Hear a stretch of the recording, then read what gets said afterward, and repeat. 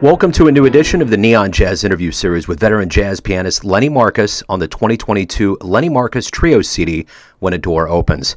It's an album that is an ode to his piano heroes, ranging from Brubeck to Beethoven.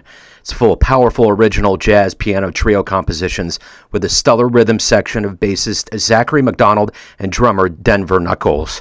We talk music, COVID, the future, and a little bit more. Enjoy. Thanks for taking a minute out to talk about the new album. I appreciate it. Oh, I'm delighted for the opportunity. Thank you. You bet. So the last time we spoke, which was probably my early years of having the show, it was a vastly different time on planet Earth. Oh, yeah. It's changed a lot, hasn't it? Wow. I can't believe it. And, I guess speaking of, with a brand new album coming out, I'm kind of noticing from my end of things here, it's kind of a beam of hope. Like, there is a hope of live performance, a better way to promote this, and just in general, to release material during a time where hopefully we're coming out of the pandemic. So I guess with that as the context, how does this new album feel for you? Well, it took on double and triple meaning because my mom passed away last week, and right when the album came out, When a Door Opens, my daughter did the cover of The Light and the Beautiful Clouds, and so it took on a whole bunch more meaning as it came out. Originally, I had these young guys, bass player and drummer, Zach McDonald and Denver Nuckolls.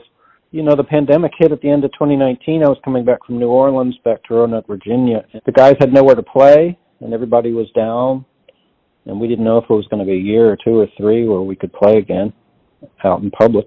I decided, hey, let's get together in my backyard with social distancing and masks and play music outside every 2 weeks. We'd have a rehearsal and we'd start working on things. And I had a general concept of paying homage to all my favorite jazz pianists over the years that have influenced me. And I promised them that we'd work, if they were willing to rehearse every 2 weeks throughout the pandemic, that we'd make a record together. And it was like music therapy all around for everybody. It was a wonderful work of love, really. And I can hear that. I mean, I'm familiar with your work. I've had it on over the years. There was a different edge to it. There was a different punch to it. So I guess with that in mind, what are you hoping the listener gets from this experience? When I made my tribute to my first piano teacher, Ray Bryant, I made those Tonk and Sound of Ray. When I made those sorts of albums, I was hoping they'd play my music and then not forget him and play his music. And that's exactly what happened. They'd play a tune off of my cut, and then they would play some Ray Bryant music and keep him alive.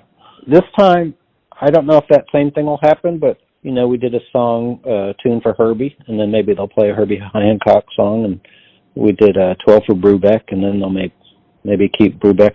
Well, these famous players don't really need my help, but, just to sort of throw our voices in with their voices. And, the jazz world is actually pretty small. If you look at the whole music market, it's a little tiny piece of the pie.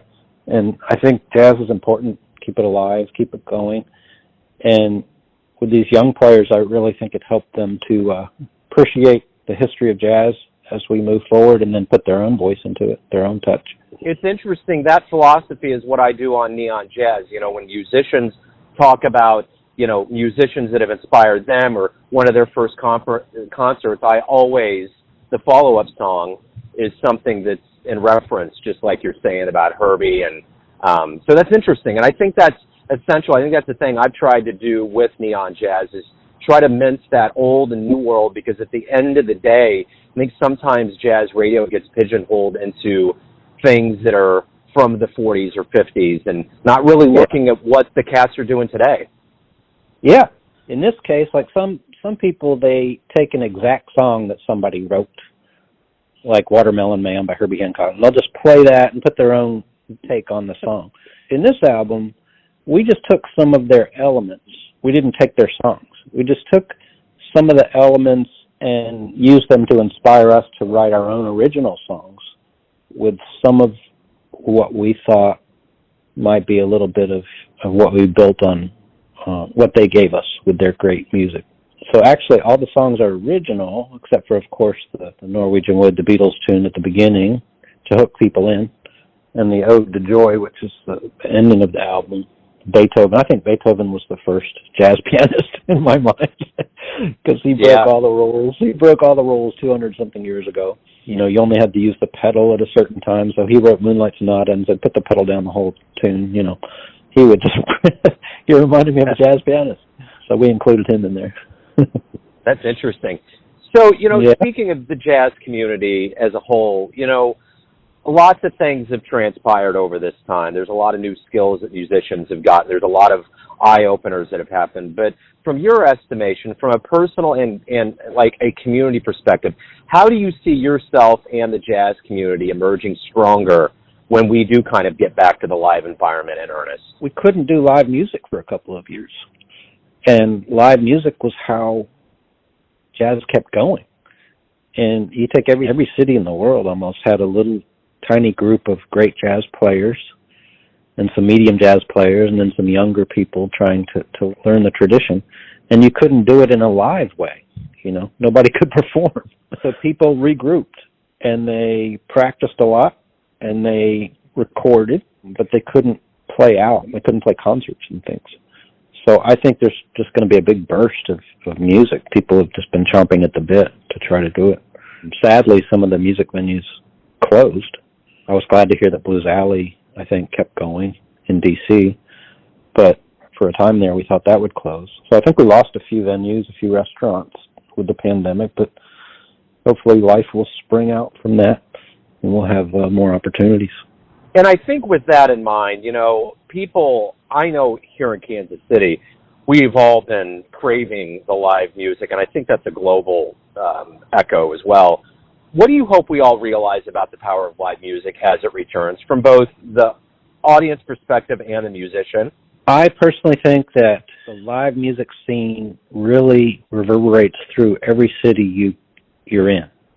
Kansas City, oh my gosh, what a tradition of jazz Kansas City has. It just keeps things going. Not just jazz, but all live music. It reaches, it spans people's lives. Can you imagine life without music? I was thinking about that this morning before I did this interview. I mean, music is everywhere. You know, I just had breakfast I'm in Richmond, Virginia. I went to the Jefferson Hotel, and they were playing wonderful jazz in the background. And, you know, people weren't really paying attention, but they can hear it. You know, it just makes things go. I just think it's hugely important. I agree. So, Lenny, when a door opens is the latest album. Where can everybody pick up a copy of The Most Ideal Place? And any shows, any events that are going to come up to promote the album and what you're doing? Well, we're just getting it out now. And, of course, they can get actual hard copies on cdbaby.com, and they can go on Amazon, you know, all the usual sites, Amazon Music, Apple Music, Spotify, all the things. They can get it streaming. A lot of people aren't actually buying CDs anymore because of the technology. But it's getting in all the streaming markets now. We have a Pandora station, Lenny Marcus Jazz or Lenny Marcus Trio has a Pandora radio station. People like you are getting our music out. We're so thankful. Jazz is just a way you have to kind of look for it sometimes. You have to search a little bit. It's not pop, you know, it's not on the top 40 stuff, but you don't have to look too hard with all the new technology now. It's amazing, and you can hear so many wonderful artists coming up. And please listen to the ones you've never heard of, because you might find some real jewels in there. And I found a couple of jewels with Zach McDonald and Denver Nuckolls, the bass player and drummer in this album. They're only 24 years old, and they're going to be the young lions of the jazz world. They're going to be great. They're already great. I just wanted to mention that the title, When a Door Opens, is really for Chick Corea, and we lost him last February. For the jazz musicians out there that hear this song, it is the chord progression is on the lines of his famous tune called Windows. And so the When a Door Opens, the title is kind of a takeoff on the title Windows. So you've heard of when a door closes and a window opens. It's kind of backwards, but it's based on his Windows song. So each song on the album is for a great player from the past. It's a wonderful album. Lenny, thanks for opening up about this and this strange world we're living through, and hopefully things get better and open up, and good luck with it. Thank you so much. Love you all out there in Kansas City. Thanks for listening and tuning in to another Neon Jazz interview, where we give you a bit of insight into the finest players and minds in Virginia, New York, Kansas City, and spots all over the globe, giving fans all that jazz. And thanks to Lenny for his time, music, and cool. If you want to hear more interviews, go to Famous Interviews with Joe Domino in the iTunes Store. Visit neonjazz at youtube.com, and for everything Neon Jazz all the time, go to the neonjazz.blogspot.com. Until next time, enjoy the jazz, my friends.